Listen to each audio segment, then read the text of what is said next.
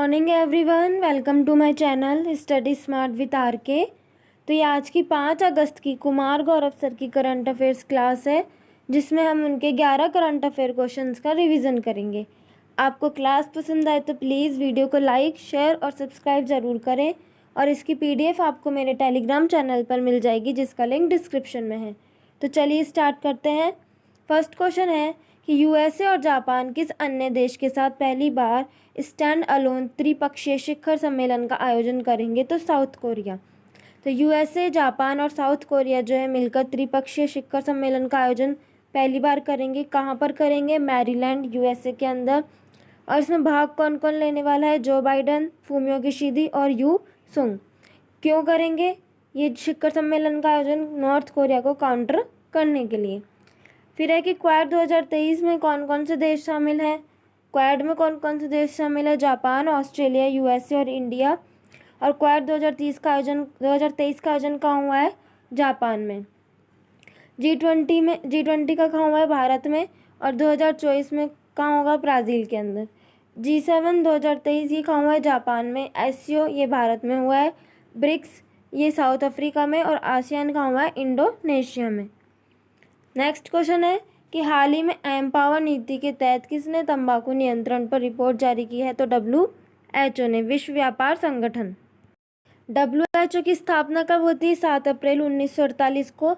इसका हेडक्वार्टर कहाँ है? जिनेवा, स्विट्जरलैंड में। और ये जो शुरुआत है 2008 में होती है। एम्पावर नीति की जो शुरुआत है 2008 में होती है। इसका उद्देश्य क्या है इस नीति का? तंबाकू नियंत्रण को बढ़ावा देना। 2007 में जब इस नीति की शुरुआत नहीं हुई थी, तो उससे पहले 2007 में विश्व में 22.8% लोग जो है स्मोकिंग करते थे। अब इस नीति के बाद 2021 का अगर अपन डाटा देखें तो 17% हो गए हैं स्मोकिंग करने वाले। एम पावर की बात करें तो ये है क्या? एम का मतलब होता है मॉनिटर करना, मतलब कि तंबाकू के उपयोग और रोकथाम नीतियों की निगरानी करना। फिर है पी से प्रोटेक्ट है, लोगों को तंबाकू के धुएं से बचाना। ओ से है ऑफर, धूम्रपान छोड़ने के लिए सहायता प्रदान करने। डब्ल्यू से है वॉर्न, तंबाकू के खतरों के बारे में चेतावनी देना। ई से है इन्फोर्स, तंबाकू के विज्ञान प्रचार पर प्रतिबंध लागू करें।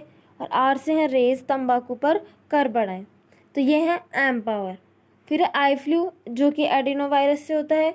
WHO ने 2014 में जो है भारत को पोलियो फ्री घोषित कर दिया गया था। और पोलियो किससे होता है? वायरस से होने वाला ये रोग है। विश्व तंबाकू निषेध दिवस कब मनाया जाता है? 31 मई को। WHO ने जो है भूटान और तिमोर लिस्ते को मीजल्स फ्री घोषित कर दिया था। मीजल्स क्या होता है? खसरा। नेक्स्ट क्वेश्चन है कि हाल ही में 30,000 कलाकारों की डिजिटल कृतियों को चंद्रमा पर संग्रहित करने के लिए कौन सा मिशन प्रारंभ किया है?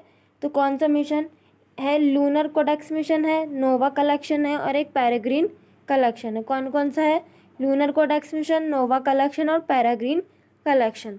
तो जो कनाडा के कला संग्राहक हैं सैमुअल पेराल्टा, उन्होंने ये विचार रखा था कि जैसे कि फिल्म में म्यूज़िक राइटर और युद्ध महामारी में जो भी कदम उठाए गए हैं, उनकी कलाकृति तैयार करके चांद पर भेजी जाए, जो कि भविष्य में जो आने वाली पीढ़ी है उनको वहाँ अवगत कराने के लिए। ये एक चिप के माध्यम से होगा। चिप में वो सारी चीज़ें डाल दी जाएगी और फिर वो चांद पर पहुँचाई जाएगी। चंद्रयान फर्स्ट जो है किसके द्वारा लॉन्च हुआ था? कौन से रॉकेट से? PSLV-C11। ये एक ऑर्बिटर मिशन था। चंद्रयान थर्ड LVM-3M4 द्वारा 14 जुलाई 2023 को लॉन्च हुआ था। इसमें विक्रम और प्रज्ञान जो है रोवर और लैंडर हैं। फिर है कि आर्टेमिस मिशन, ये नासा का मिशन है मनुष्य को चांद पर उतारना। इसमें जो पहली महिला है जाने वाली चांद पर वो कौन है? क्रिस्टीना कोच है। C-25 क्या है? चंद्रयान 3 का जो है क्रायोजेनिक इंजन है।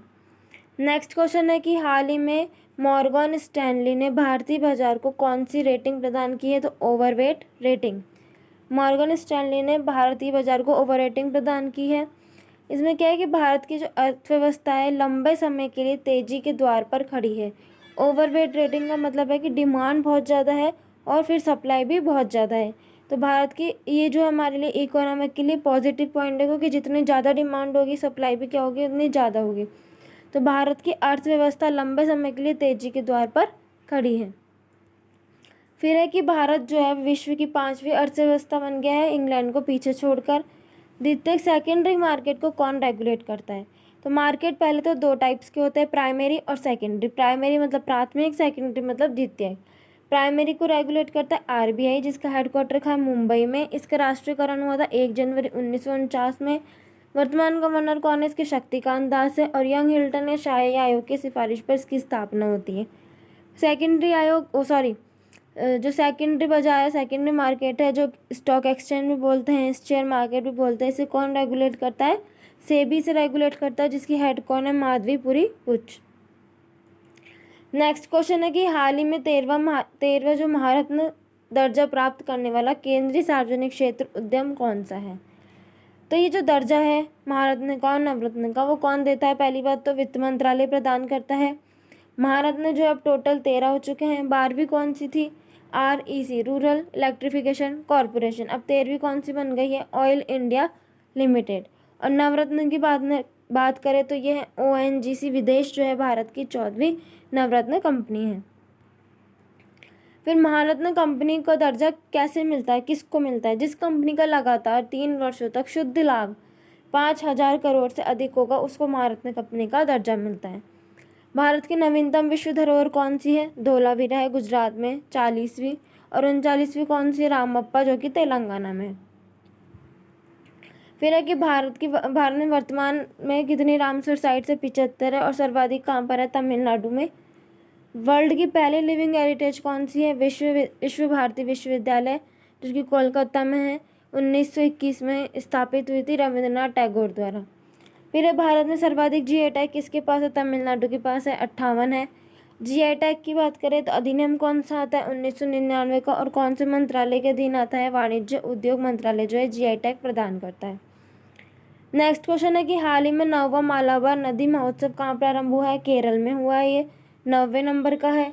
ये 3 दिन चलेगा और उसमें जो मेल जीतेगा उसे रैपिड राजा बोलेंगे और फीमेल जीतेगा उसे रैपिड रानी।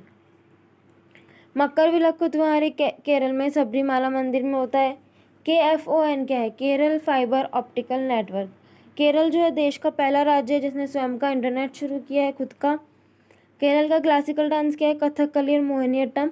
टोटल क्लासिकल डांस कितने हैं? 8 हैं।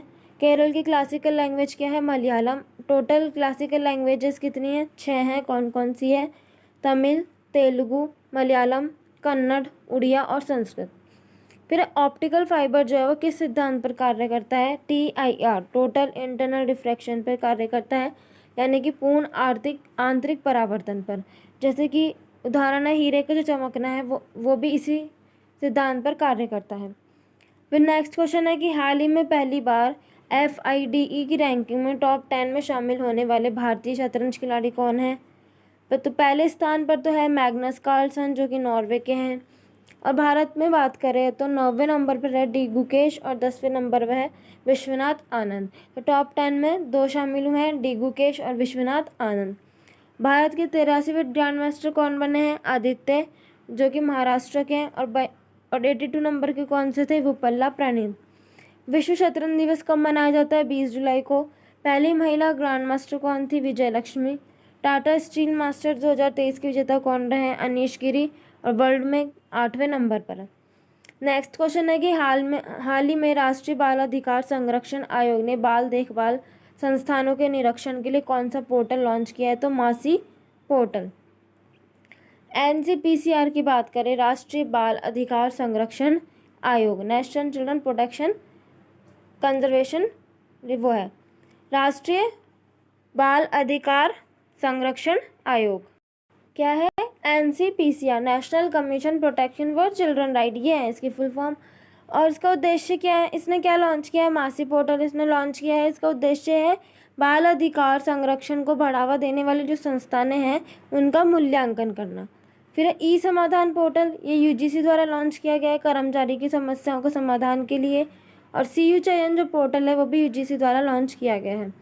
निदान है मादक पदार्थ की तस्करी को रोकने के लिए। ई-सरस ऐप जो है वो SHG की सहायता के लिए जो सेल्फ हेल्प ग्रुप्स हैं उनमें महिलाओं के जो प्रोडक्ट्स हैं उनको बिक्री के लिए बढ़ावा देने के लिए ई-सरस ऐप लॉन्च किया गया है। इवॉल्व मिशन जो है SIDBI द्वारा लॉन्च किया गया है इलेक्ट्रिक व्हीकल्स को बढ़ावा देने के लिए।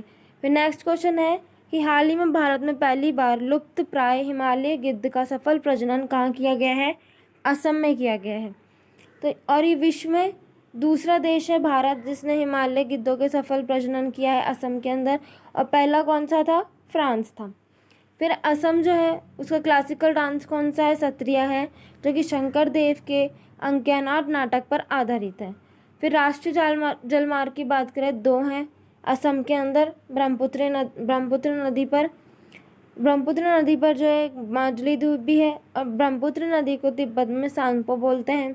आज जो जलमार्ग, राष्ट्रीय जलमार्ग, वो धुबरी से सादिया के बीच में स्थित है। फिर है गजोत्सव, ये आसाम के काजीरंगा नेशनल पार्क में इसका आयोजन हुआ था। द्रौपदी मुर्मू द्वारा किया गया था। क्यों किया गया था? प्रोजेक्ट एलिफेंट के 30 वर्ष पूरे होने पर, जिसकी शुरुआत 1992 में हुई थी। अपमार्जक क्या होते हैं? स्कैवेंजर्स होते हैं जो कि मृत पदार्थ पर डिपेंड करते हैं, जैसे गिद्ध, चील, सियाल, ये सब। इन्हें पृथ्वी का सफाई कर्मी भी बोलते हैं। नेक्स्ट क्वेश्चन है कि हाल ही में चर्चा में रही वासिप्पु इयक्कम योजना का संबंध किस राज्य से? तो तमिलनाडु से। इस योजना में क्या है कि छात्रों को पढ़ने की आदत डालने के लिए जो लाइब्रेरी में सभी टाइप्स की बुक अवेलेबल हो सके, इस योजना का उद्देश्य है। फिर है हर घर गंगा जल, ये बिहार में शुरू हुआ है। अम्मा और बहन योजना सिक्किम की है। एक पंचायत एक खेल का मैदान, ये केरल में। और एक परिवार और एक पहचान, ये है यूपी की। नेक्स्ट क्वेश्चन है कि भारतीय अमेरिकी सोहिनी सिन्हा बनी सॉल्ट लेक सिटी में FBI के फील्ड कार्यालय की प्रमुख। तो ये था आज की कुमार गौरव सर की क्लास का रिवीजन। आपको क्लास पसंद आए तो प्लीज़ वीडियो को लाइक, शेयर, सब्सक्राइब जरूर करें, और इसकी PDF आपको मेरे टेलीग्राम चैनल पर मिल जाएगी। Thank you for watching and have a nice day.